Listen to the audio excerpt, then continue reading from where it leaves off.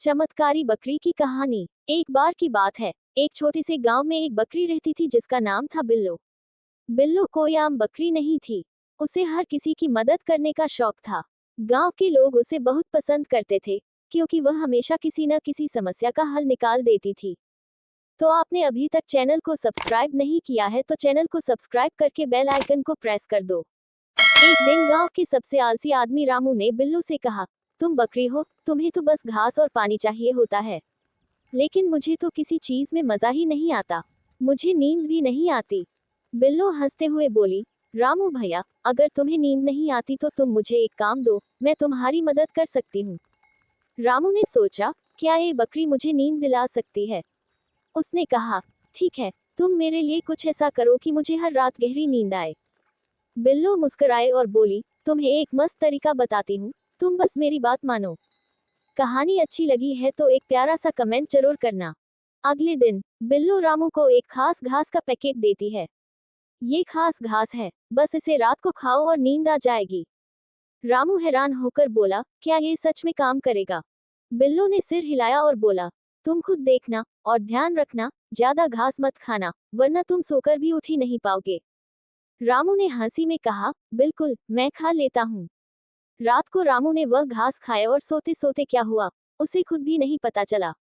जब सुबह आंखें खुली, तो उसने पाया कि वह सुबह से शाम तक सो रहा था, और उसके बाद नींद में कोई समस्या नहीं आई। लेकिन वह बिल्लो से कभी नहीं पूछ पाया कि वो घास थी क्या। शायद बकरी की जादूगरी थी या फिर उसकी सलाह का असर। ये राज आज भी गांव में एक रहस्य बना हुआ है। तो क्या आपको नींद आई? बिल्कुल। एक और मजेदार कहानी सुनिए, वो हैरान कर देने वाली मुर्गी। आपने अभी तक चैनल को सब्सक्राइब नहीं किया है तो चैनल को सब्सक्राइब करके बेल आइकन को प्रेस कर दो। एक छोटे से गांव में एक मुर्गी रहती थी जिसका नाम था चंकी। चंकी बहुत खास मुर्गी थी, क्योंकि उसे सोचने की अजीब आदत थी। वह दिन भर अपने अंडे देने के बाद घंटों बैठकर आकाश को निहारती रहती। गांव वाले उसे देखकर हंसते और कहते, क्या ये मुर्गी भी अब दिन में सपने देखने लगी है। चंकी के पास एक और अजीब आदत थी, वह कभी भी बेमन से मुर्गे के साथ बांध नहीं देती थी। जबकि मुर्गा सुबह सुबह बांध देता, चंकी चुप रहती। ये देख सभी लोग चंकी से पूछते, तुम क्या करती हो चंकी? मुर्गा तो बांध देने का काम करता है, तुम क्या कर रही हो? चंकी मुस्कुरा के कहती, मुझे सोचने दो, मैं थोड़ी देर में बांध दूंगी, लेकिन मेरी बांग एकदम सही होगी। गांव वाले समझ नहीं पाते, और उन्हें लगता कि चंकी अब सचमुच पागल हो गई है। एक दिन गांव में एक बड़ा मेला लगा।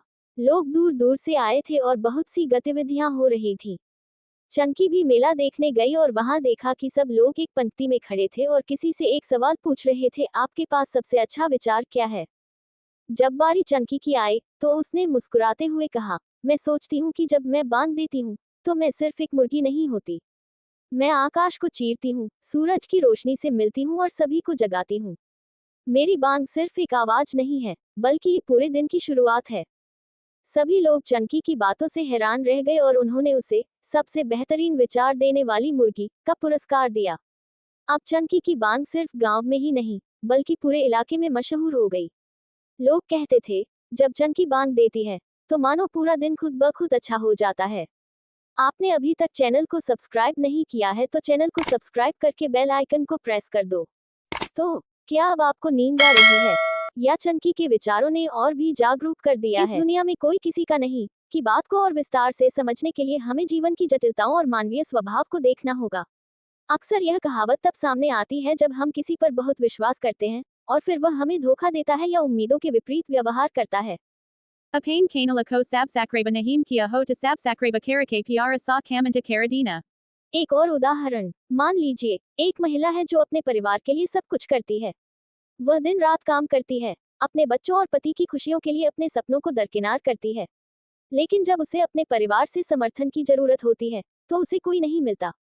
परिवार के सदस्य खुद को अपनी समस्याओं में उलझाए रहते हैं, और महिला को लगता है कि उसने इतना कुछ किया, लेकिन फिर भी उसे बदले में कुछ नहीं मिला। ये कहानी हमें ये दिखाती है कि कई बार लोग अपने स्वार्थ में इतने डूबे होते हैं कि वे दूसरों के दर्द और संघर्ष को समझने की कोशिश नहीं करते।